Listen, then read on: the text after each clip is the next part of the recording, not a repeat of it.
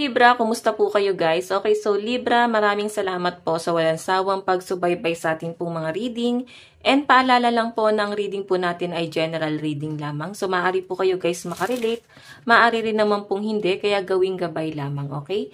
So yan Libra, maganda pa rin na alam nyo ang inyong Sun, Moon, Rising, and Venus sign para sa iba pang guidance, okay?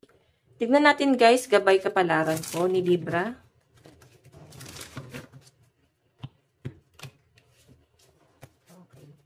Libra, Sun, Moon, Rising, and Venus sign. Ayan, iba na yung gagamitin natin card kasi pagod na yung isang card. Okay. So, meron po tayong Paradise, Happiness, Expansion, Joy, Playfulness, Oneness, Enjoying each other. So, may nakikita ako dito, Libra, na para bang may gustong bumawi, no? Pwedeng, merong isang tao na gustong bumawi sa inyo. Siguro na-realize niya na mali yung ginawa niya, no? Para bang nagigilty siya rito. Yun ang nafe-feel ko rito. Libra, ayan, maaring gusto niya na para bang bumawi sa'yo, baka ayain kanyang umalis, lumabas, or gumala. May effort siyang gagawin dito. Or pwedeng ikaw to, no? Tignan natin. Meron po tayong The Runner. Oh. Actually, sa nakikita ko guys, may pagtakbo. Libra, kung ikaw to na gusto mong bumawi sa person mo, nakikita ko na para bang nagpapahabol siya. Tumatakbo siya rito. Hindi kanya masyadong napapansin. Yun ang nakikita ko rito. So, tignan pa natin. Meron po tayong seduction. Ayun, no, may tukso. Yung iba sa inyo guys, maaaring may karelasyon ka, pwedeng may tukso, no? May tumutukso sa inyo. Ayaw mong pumatol dito sa tuksong to. Ang problema lang guys, hindi mo maiwasan kasi siguro malapit sa inyo. May mga nare-realize ka dito. Para bang, why not? Siguro gusto mo ring itry. Okay? So, ang sinasabi rito guys, tatagan mo yung loob mo. Huwag kang basta-basta papatol sa tukso, no? Ayun yung pinapakita sa akin dito. Kasi habol lang habol yung tukso. Okay, so tignan pa natin. Energy. Usog muna natin yan, guys. Libra. Energy po ni Libra.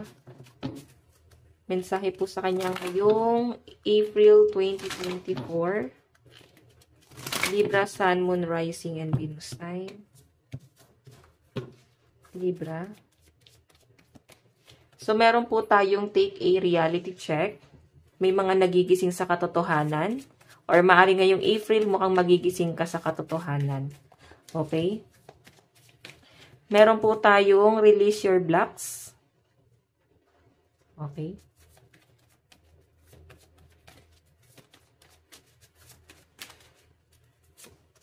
Meron po tayong focus on the positive. Okay, so guys, ang sinasabi rito, meron kang dapat pagtuunan ng pansin, no? Masyado ka nagiging maramdamin, malungkutin. So, tignan mo daw yung realidad. Focus ka dun sa realidad kasi life is too short. Sinasayang mo yung energy mo sa walang saysay. Okay? Sinasayang mo yung attention mo sa mga bagay na hindi nakakatulong sa inyo.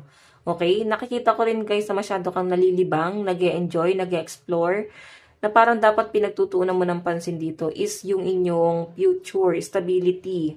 Okay? So, ayan guys, huwag ka daw masyadong maging kampante din. Kasi ang sinasabi ng card mo rito is mag-focus ka sa future mo. Okay? Huwag ka masyadong kampante sa kung ano man yung sinasandalan mo lang ngayon. Huwag mo hayaan na para bang maging kampante ka lang doon. Kailangan magkaroon ka rin guys ng expansion. Okay? Ay no, focus ka rin sa mga positibo.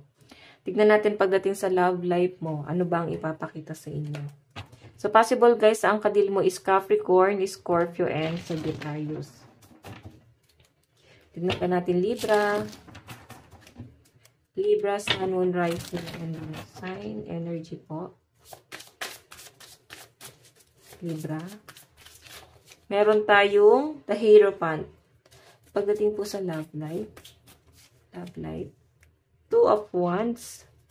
Love life po, Spirit Guide. Meron tayong 8 of Swords. Okay. Yung bottom of the deck mo, guys, is Ace of Pentacles. Ito, guys, is offer. Ayan. Maaari kasi, may in-offer siguro sa inyo yung person mo, Libra. Or pwedeng, para bang opportunity na darating. Okay? Yun nga lang guys, magdadalawang isip ka doon. Ayun o. Hindi mo alam ano pipiliin mo. Stuck ka ngayon. Pwedeng meron ka mga pinalagpas na opportunity na in-offer siguro sa inyo ng person mo. Pinalagpas mo. Ngayon guys, maaring may disappointment, no? Pero wag ka mag-alala kasi yung energy ni person mo, Ace of Pentacles, the Hangman, stuck din siya sa inyo. Iniisip-isip ka pa rin ng person mo dito, no? Iniisip niya na para bang sayang yung connection yung dalawa, yung tandem yung dalawa. May mga pinanghihinayangan po siya rito. Okay?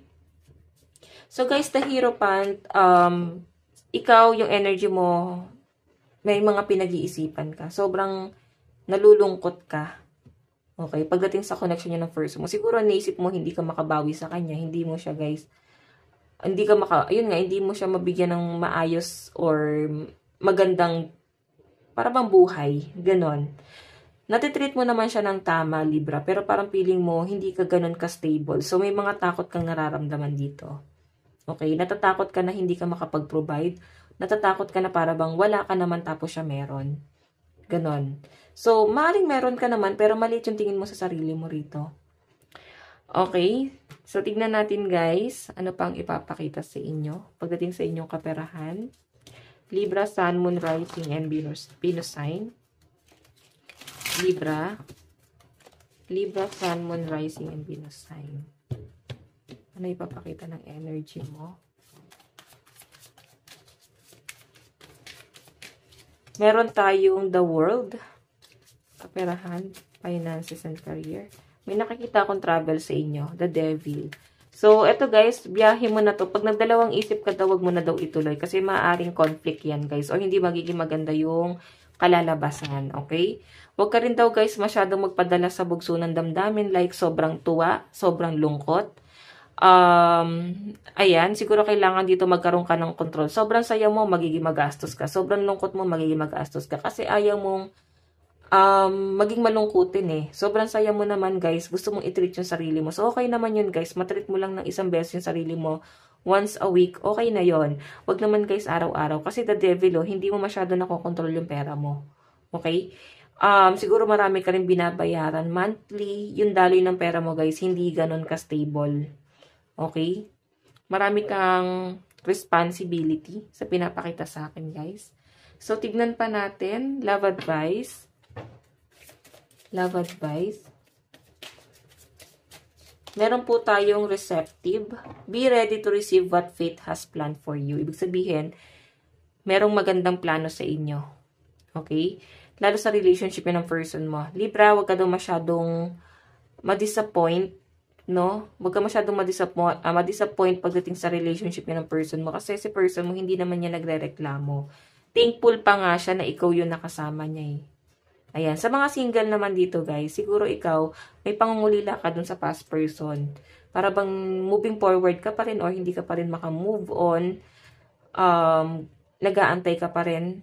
Pero, alam mo yan, yung feeling na nag-aantay ka pero nag-aalangan ka na. Okay? Tignan po natin. Advice. Advice po ni Libra. Meron po tayong protection, armament, strengthen, boundaries, and aura. Siguro guys, kailangan mo dito ng mga healing crystal, mga protection, kung ano man yung mga pwedeng magprotekta sa'yo. Mag-sage ka or mag-salt bath ka guys. At least maprotektahan yung energy mo. Okay? May mga pangungulila rin kayo. Pwedeng may nangyayari sa family. May mga problema ka na mabigat, pinagdadaanan nyo ng pamilya mo. Sa pinapakita rito. Pero pinipilit mong maging malakas. Kasi pag ikaw yung bumigay, paano yung mga taong, di ba, nakatingin sa inyo? Ayan. So guys, ito lang po ang inyong reading hanggang sa muli. God bless and love you all. Bye-bye.